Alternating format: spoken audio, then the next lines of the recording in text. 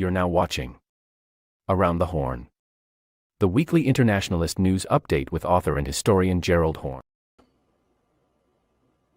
Today is Wednesday, October 22nd, 2025. Welcome everyone to the weekly series entitled Around the Horne, which is an internationalist news update with historian and Professor Gerald Horne. First, we want to announce that a new edition of Dr. Horne's book entitled Blows Against the Empire, U.S. Imperialism in Crisis, is available for pre-order on the International Publisher's website. Blows Against the Empire was originally published in 2008. This new edition of Blows Against the Empire includes a new introduction by Dr. Horne updating this classic text. Dr. Horne is also a permanent guest on the radio show, The Horne Report, which airs on Black Power 96 Radio on Sundays at 3:30 p.m. Eastern Time, and Dr. Horne also hosts a radio show entitled Freedom Now, which airs on KPFK 90.7 FM in Los Angeles on Saturdays at 11 a.m. Pacific. And replays of both shows can be found on the Activist News Network. And check out the Around the Horne Substack, entitled Notes from Around the Horne, which is a weekly list of some of the articles reviewed by Dr. Horne in preparation for each week's show. The link can be found in the description of this show. Dr. Horne, thank you for coming back on the show, and welcome back to Around the Horne. Thank you for inviting me. Dr. Horne, as we go around the horn, once again we want to return to the topic of the day, the U.S. trade war against China. As the U.S.-China trade war appears to be entering a new phase, the sobering reality is that China could bring the U.S.'s military to its knees without firing a single shot, namely by restricting the U.S.'s access to rare earths. Rare earth minerals are the hidden elements that power everything from fighter jets and submarines to missiles and drones. If Beijing pulled the plug tomorrow, not U.S. and its allies, from Europe to Israel stockpiles would run dry within weeks, and rebuilding them won't be easy. Even the Financial Times admitted in an article earlier this week that China is well positioned for a trade showdown with Trump. In response, on Monday, October 21st, U.S. President Trump and Australian Prime Minister Anthony Albanese announced an agreement between their countries to pour billions of dollars into joint ventures on critical minerals, including rare earths, in what appears to be an almost last-ditch effort by these two settler states to shake China's vice grip on the global supply of those metals. And before we turn the mic over, we wanted to add to the equation two other stories on the U.S. and China. First, on October 8th, The Economist published an article about the, quote, disappearance of China's bosses via detentions, public shaming, and suicides. And on October 16th, it was reported that Ashley Tellis, the prominent Indian-American academic, who also served as U.S. National Security Counsel to President George W. Bush, was targeted, arrested, and charged by President Trump and company. Dr. Horne, what is your assessment and analysis of all of these developments related to the U.S. trade war against China? And it seems that members of the 1% in both the U.S. and China are facing the scrutiny of their respective governments for seemingly overlapping, yet in reality very much opposite reasons. But Dr. Horne, what is your analysis of this issue as well? Well, I think that what has been laid out reflects in no small measure what we've been discussing in recent weeks, which is a change in the global correlation of forces that seems to be pointing in an anti-U.S. imperialism direction. You get a glimpse of that if you pay attention to other headlines. For example, for decades, if not centuries, the North Atlantic countries have been complaining about the reality that nations of the global South oftentimes expropriate corporations' interests in their territories, at times without compensation. That's what in part triggered antagonism between Cuba and the United States after 1959 and the triumph of the Cuban Revolution. That is to say, the forces surrounding Mr. Castro expropriating U.S. corporate interests.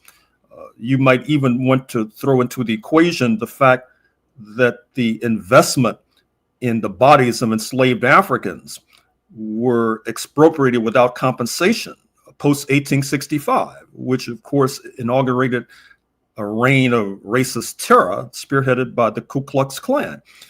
But an indication of how the worm may be turning is the fact that just recently, the Dutch under U.S. prodding, expropriated a Chinese entity of high-tech concern. I'm speaking of Nexperia, for example. As we speak, the European countries, the Western European countries, are debating seriously something they've been mulling for some months now, which is seizing $300 billion in Russian assets and turning over either that entire amount on the interest in saying to the Kiev regime, which is now in a death match with Russia.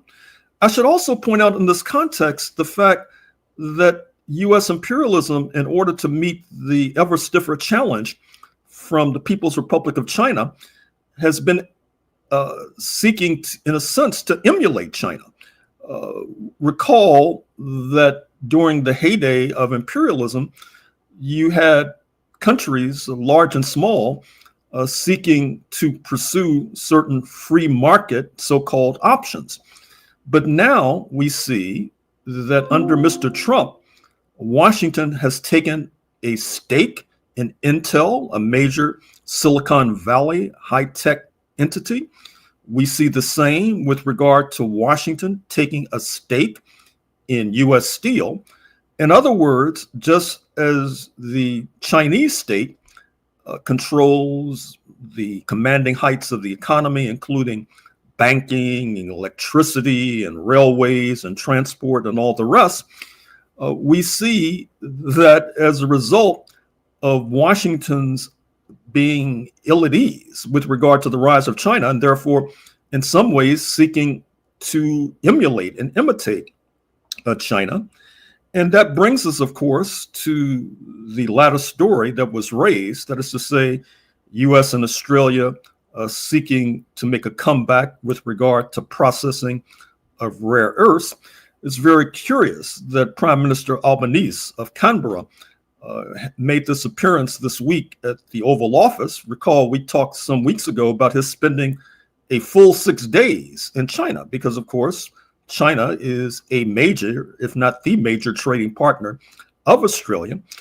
And I would point our audience to some of the lectures online and some of the writings of one of the major foreign policy mandarins of Australia. I'm speaking of Hugh White, who has made it clear that Australia should not go down the road of antagonizing its major trading partner, speaking of China, which calls into question this so-called AUKUS alliance, Australia, UK, United States, and this so-called submarine deal, which is one-sided in Washington's interest, that has been foisted upon Canberra. It's interesting to note as well that during Mr. Albanese's trip to the Oval Office, a spat broke out between his ambassador, Kevin Rudd, a former Australian prime minister who has spoken ill of Mr. Trump, which obviously Mr. Trump takes very seriously.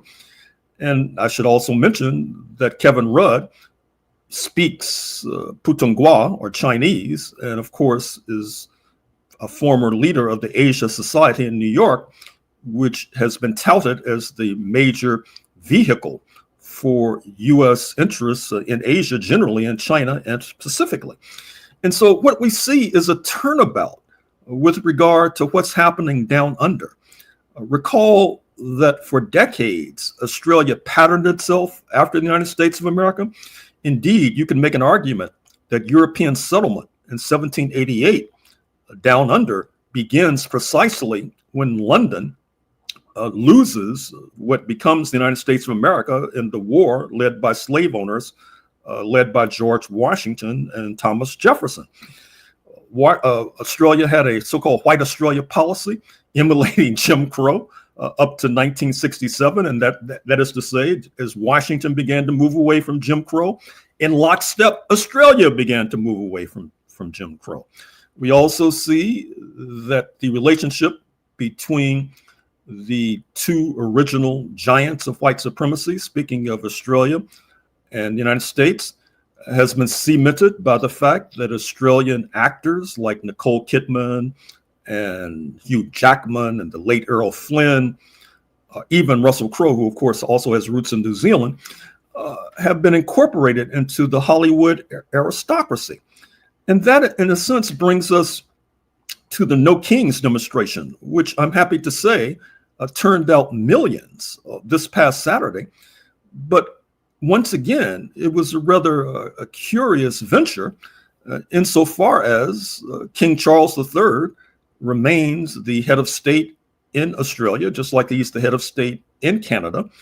That is to say that just because you have a king, that does not necessarily mean you're going to be to the right of the United States of America. In fact, you can make an argument that both Canada and Australia are to the left of the United States of America.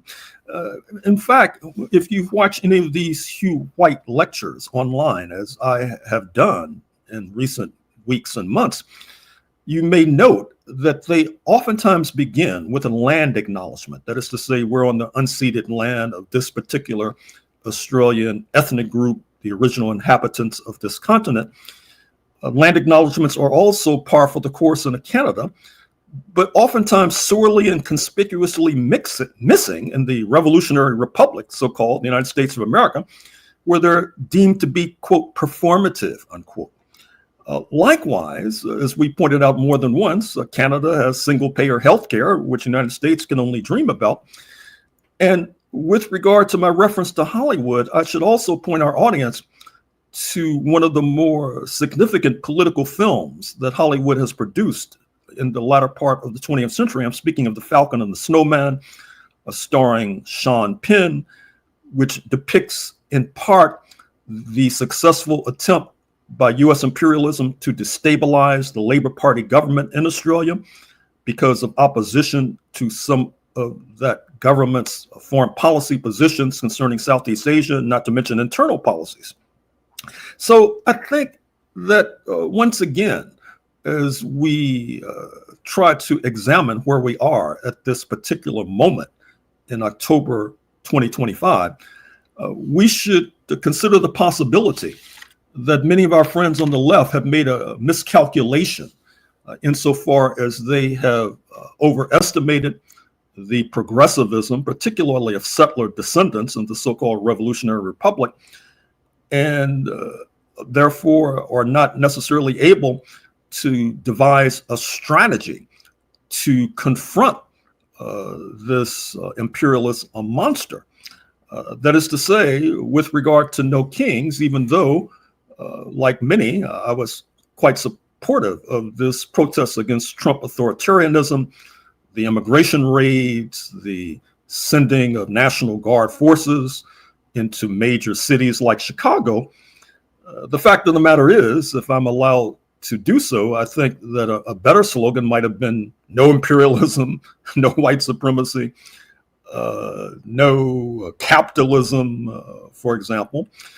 And I think that because of the difficulty that we progressive forces have in confronting this imperialist monster, I think that it leads the imperialists themselves to make miscalculations because they feel perhaps that the international community will be as easy to roll as seemingly we are in this on this side of the Pacific. And that brings me to the Ashley Tellis case, which is obviously going to complicate enormously relations with India, given the fact that he was born in India, given the fact that he has served on the National Security Council, and now he's being accused, in fact, of passing sensitive documents on to China. With regard to China, of course, that country has serious problems, not to mention CEO suicides, not to mention purges from the Central Military Commission, not to mention the 3Ds, debt, deglobalization, and demography. That is to say, the fruits of the one-child policy, which has really skewed the population distribution in China and will continue to do so until the end of the century. But the fact of the matter is that despite those looming and formidable problems, the leadership in China has shown that it can overcome such obstacles. And I think that what we need to consider is whether or not the fact that China is in the passing lane and U.S. imperialism is getting anxious and hysterical that will accelerate the crackdown on our forces right here in the United States of America. I think as well, it's fair to say that especially after September 3rd, 2025, with that formidable Chinese military parade, the anxiety and the hysteria in Washington and on Wall Street has proceeded to stratospheric heights. And if many of our financial analysts are accurate, that is to say, the bubble of these billions, if not trillions, invested in artificial intelligence, that bubble will be pricked, which could make the collapse of 2008 and 2009 on Wall Street seem like a Sunday school picnic by way of comparison. That is what we should be thinking about. Dr. Horne, as we go around the horn, we want to ask you about Venezuela, Latin America, and the Caribbean. Yesterday evening, October 21st, the U.S. carried out its 8th airstrike, this time on the Pacific side of Latin America, murdering 3 people, bringing the total number of people killed by these unlawful airstrikes to over 35 people. As the U.S. continues to increase its military provocations against not just Venezuela, but the entire region, it appears that the U.S. is embroiling itself in increasing domestic and international resistance. On the domestic front, it was reported on October 19th that there is a bipartisan effort to block President Trump from attacking Venezuela. And on October 17th, U.S. Navy Admiral Alvin Halsey, commander of U.S. Southern Command Southcom, which leads U.S. military forces in Latin America, announced that he will step down at the end of this year, 2 years ahead of schedule, amid reports that Admiral Halsey opposed the Trump-Hegseth war against Venezuela. And internationally, tensions continue to escalate between the U.S. and Colombia, in a forceful response to U.S. blowing up and murdering fishermen and other people on boats off the coast of Venezuela. The Colombia President Gustavo Petro publicly denounced the strikes, accusing the U.S. of violating Colombia's sovereignty and committing what he described as an act of murder. And in response, President Trump said that he would raise tariffs on Colombia and stop all payments to the country. And President Trump referred to the Colombian President Gustavo Petro as an illegal drug leader. In addition, there is an article from Wired J on October 19th about how the Trinidad is caught in the crossfire in the U.S.'s Cold War, which increasingly getting hotter against China. Dr. Horne, what is your assessment and analysis of the U.S. war against not just Venezuela, but now the entire region? And how is the U.S.'s Cold War against China implicated? Well, that latter point is what we need to focus on. That is to say that this pressure in the hemisphere, in my estimation, is directly connected to the pressure that China has placed on U.S. imperialism. We've mentioned in recent weeks the so-called national security strategy of the Pentagon, which is used to plot spending for that trillion-dollar entity. And it has suggested that there should be a singular emphasis on the hemisphere. And I think that that is because U.S. imperialism finds it difficult right now to confront frontally the People's Republic of China, given China's rise, ascendancy, and strength. And there's a feeling that Venezuelan oil needs to be under the belt of Uncle Sam, that the resources of the hemisphere need to be under the belt of Uncle Sam, and that compliant and pliant leaders should be in place, not only in Caracas, but in Venezuela, in Port of Spain, Trinidad and Tobago, and elsewhere, in order for U.S. imperialism to have a ghost of a chance of confronting the People's Republic of China. And therefore, that has also led to points that have not been raised as much as they were in the early stages of the Trump regime. I'm speaking of the annexation of Canada. I'm speaking of seizing the Panama Canal. I'm speaking of taking the colony of Greenland away from Denmark, which, by the way, Greenland seemingly has a plethora of rare earth minerals, which are also at issue, as our previous segment suggested. It's also led, once again, and this is something we need to mull over, losses even for pro-Trump constituencies in order to pursue these lunatic foreign policy objectives. I'm referring to U.S. policy towards Argentina, whereby the U.S. administration is executing a multi-billion-dollar bailout of this regime led by Trump ally, President Milei.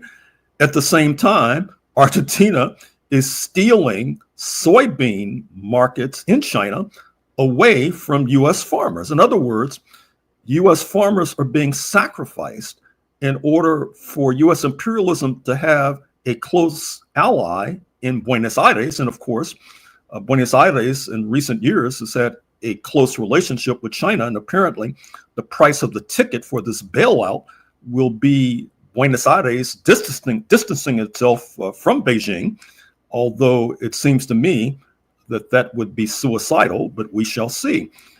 Press reports also have indicated that countries as close to the United States as Bahamas are getting ever closer to the People's Republic of China, not to mention the nations which we have talked about repeatedly in recent months and weeks, speaking of Brazil and Peru.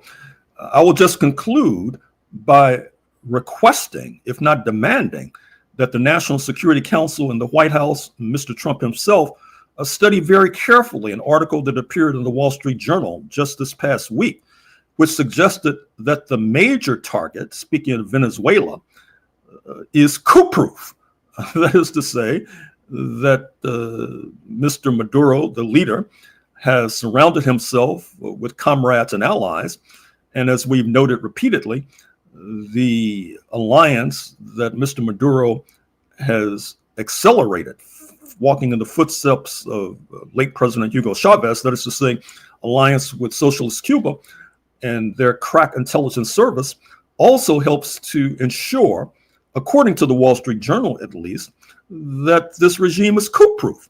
And so one has to wonder what is animating this pressure on Venezuela, up to and including sending nuclear submarines to the waters off of that country, up to and including killing civilians, contravening international law, as President Petro pointed out. I'm afraid that Mr. Trump's policy of putting pressure on Caracas could easily backfire, leading to another Afghanistan-like or Iraq-like or Libya-like fiasco for U.S. imperialism, which would be quite ironic since Mr. Trump came into office in early 2017, pledging that such debacles would not occur on his watch. But obviously, we're stumbling towards that as we speak. Dr. Horne, as we go around the horn, we want to ask you about the increasing repression and creep towards open fascism in the U.S. President Trump is threatening to invoke anti-insurrection laws and deploy troops to more U.S. cities as he intensifies the battle over the limits to his authority.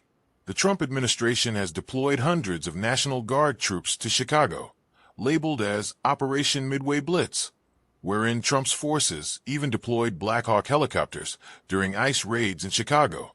There are around 500 National Guard troops in the greater Chicago area, 2,400 in Washington, D.C., and 100 still in Los Angeles, down from a peak of 4,700 in June. President Trump has called for the jailing of both Chicago Mayor Brandon Johnson and Illinois Governor J.B. Pritzker for, quote, failing to protect ICE officers. In addition, the Voting Rights Act, a landmark law barring discrimination in voting and was a product of the so-called civil rights movement of the 1960s, faces its greatest threat as the U.S. Supreme Court, which has a 6-3 conservative majority, plans to overturn the law. And despite the jaw-droppingly racist, offensive, and terrifyingly violent remarks in the Young Republicans group chat, Vice President J.D. Vance downplayed and even dismissed the profoundly disconcerting chat as, quote, silly and stupid jokes made by kids. On the other side of the ledger, October 18th marked one of the largest single days of protest in U.S. history, as over 7 million demonstrators took to the streets for the second iteration of No King's Day, representing a broad opposition movement to the policies of U.S. President Donald Trump. Dr. Horne, some of our friends on the left questioned whether we should be supporting the No King's Day protests as it is sponsored, at least in part, by not just the Democrats, but their hyper-elite donors. What are your thoughts about this? And how concerned should our audience be as a result of the growing number of signs and acts of fascism in the U.S.? And lastly, how is the mayoral race of New York City implicated in all of this? Well, first of all, with regard to the No King's protests, as noted, one can quibble with the overall overriding slogan insofar as it's seeking, once again, to try to convince the doubting that 1776 and the overthrow of the crown was a great leap forward for humanity, even though it led to an exponential growth in the number of enslaved Africans, not to mention the acceleration of the dispossession of the indigenous population. But at the same time, if millions are marching against authoritarianism, it would be churlish for many of us, and particularly those on the left, to stand on the sidelines throwing spitballs at these marching millions. However, I do think a legitimate complaint can be made about the electoral strategy of the Democratic Party forces who spearheaded the No King's protests. For example, the Mamdani race in New York City, if I'm not mistaken, he's engaged in the final debate as we speak with his opponent, his major opponent, the former disgraced Governor Andrew Cuomo of New York State, not to mention the rather erratic Curtis Lewa, he of the Red Beret. But we see that this race has revealed the frailties and debilities of Democratic Party electoral strategy, because Mr. Trump is involved in a so-called blue scare, charging that the Democratic Party is led by so-called Marxist lunatics, which in some ways is trying to emulate the Red Scare, whereby once again, many of forces in the camp of the liberals tossed overboard those to their left, which only strengthened the right. We see a replay of that rather ridiculous strategy today when you see Senate Minority Leader Chuck Schumer refusing to endorse the Democratic Party nominee, Mr. Mamdani, echoed by the Speaker in waiting, Hakeem Jeffries. And I would urge Mr. Jeffries to study carefully the article in this past Sunday's New York Times, which was really in some ways a kind of puff piece with regard to Mr. Mamdani, suggesting that influential elites have already made a calculation that they can do business with Mr. Mamdani. But Mr. Jeffries in particular should pay attention to a sentence in that article that pointed out that Mr. Mamdani won Mr. Jeffries' congressional district by 12 points in a close socialist, Democratic Socialists of America ally of Mr. Mamdani is contemplating a race in 2026 against Mr. Jeffries. So I hope that Hakeem is following the news. I should also say that this matter of the Voting Rights Act of 1965 being headed for the dustbin is a direct outgrowth of this discredited strategy pursued by the Democrats during the Red Scare, when they thought that their alliance with liberals would be enough to seal victories forevermore for liberal and progressive forces. That turned out to be a very bad bargain. And the Black leadership who followed that strategy are now about to be penalized, because if the Voting Rights Act of 1965 is overthrown, it's estimated that the more or less 60 members of the Congressional Black Caucus could be reduced to 40 or less. It could cement the ascendancy of the right wing on Capitol Hill for some years to come. And also, it could unmask the thinking of some of our friends on the left who do not necessarily see the importance of having Black representation, who do not see the connection between ancestry, or what is called euphemistically, quote, race, unquote, and class, given the fact that the Black community are descendants of the unpaid sector of the working class, and have a strong and sterling tradition of class struggle, which exists and persists to this very day, which clashes sharply with the class collaborationism of settler colonialism.